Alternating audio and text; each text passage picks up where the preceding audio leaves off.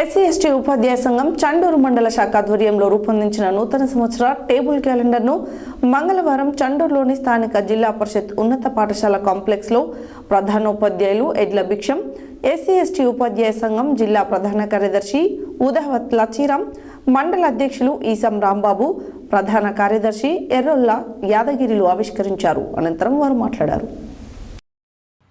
SC ST ఉపాధ్యాయ సంఘం చండూరు మండల శాఖ ఆధ్వర్యంలో రూపొందించిన నూతన సంవత్సర టేబుల్ క్యాలెండర్లను మంగళవారం చండూరులోని స్థానిక జిల్లా పరిషత్ ఉన్నత పాఠశాల కాంప్లెక్స్లోని ప్రధానోపాధ్యాయులు ఎడ్ల భిక్షం, ఎస్సీ ఎస్టీ ఉపాధ్యాయ సంఘం జిల్లా ప్రధాన కార్యదర్శి ఉదావత్ లచ్చిరావు, మండల అధ్యక్షులు ఈసం రాంబాబు, ప్రధాన కార్యదర్శి ఎర్రొల్ల యాదగిరిలు ఆవిష్కరించారు.